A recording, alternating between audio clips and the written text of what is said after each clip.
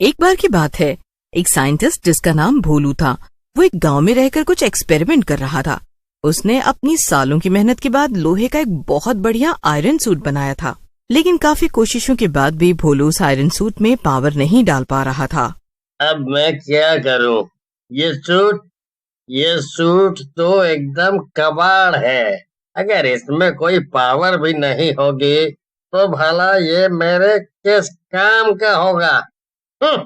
भोलू ने काफी पी रखी थी और इसीलिए वो नशे में उस सूट को गुस्से में अपने साथ लेकर जाता है और घर से थोड़ी दूर पर लगे एक पीपल के पेड़ के नीचे फेंक देता है। सूट फेंकने के बाद वो वापस अपने घर जाकर सो जाता है। वहीं बाहर जोरों से बारिश हो रही थी।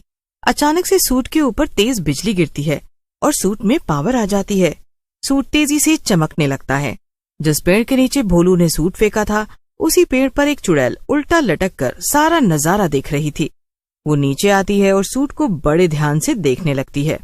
ये बिजली गिरने से आखिर ये सूट चमकने क्यों लगा? एक काम करती हूँ, इसे पहन कर देखती हूँ। दिखने में तो ये काफी अच्छा लग रहा है। चुड़ैल वो आयरन मैन सूट पहन लेती है और इससे चुड़ैल की ताकत 2 गुनी हो जाती है। इससे तो मैं पहले से भी ज्यादा शक्तिशाली महसूस कर रही हूँ। मेरे बुढ़ापे की वजह से तो मैंने अपनी सारी शक्ति ही खो दी थी, इसीलिए मुझे गांव के बाहर इस पेड़ में छिपकर रहना पड़ रहा था। मगर अब तो मैं गांव में हाहाकार मचा दूंगी। हर तरफ सिर्फ लाशें ही लाशें होंगी। रात भर में चुड़ैल उस सूट को अच्छे से इस्तेमाल करना सीख लेती है। अगले दिन सुबह सुबह चुड़ैल अपने सूट की मदद से उड़कर गांव में भटकने लगती है और अपना पहला शिकार ढूंढने लगती है। ओहो, यहाँ तो मुझे कोई शिकार दिख ही नहीं रहा। लगता है इतनी सुबह सुबह अभी गांव में कोई उठा ही नहीं होगा। लेकिन तभी उस सूट में से एक रोबोट की आवाज आती है। आपके दाईं तरफ नीचे जमीन पर कुछ लोग हैं। आप उनको अपना शिकार बना सकती हैं। वाह वाह, ये सूट तो वाकई में कमाल का है। लगता है इसके अंदर कोई कंप्यूटर फिट है।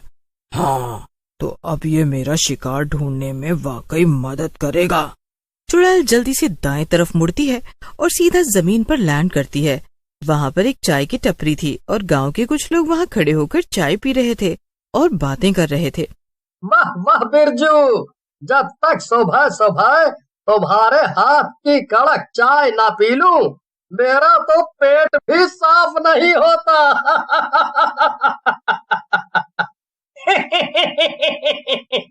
हाँ तो ये लो हरीश भैया, चाय भी तैयार ही है। तभी अचानक से वहाँ चुड़ैल आसमान से आ जाती है। उसे देखकर बिरजू और हरीश दोनों दंग रह जाते हैं। ये क्या? Iron man? अरे बिरजू भाई, जरा अपना चश्मा लगाकर ध्यान से देखो। ये तो कोई चुड़ैल है जिसने मामूली सा लोहे का सूट पहन रखा है। हाँ। अरे हाँ हरीश भाई, ये तो वही गांव की पुरानी बूढ़ी चुड़ैल है, हैं? इसे तो हम सब ने गांव से धक्के मारकर बाहर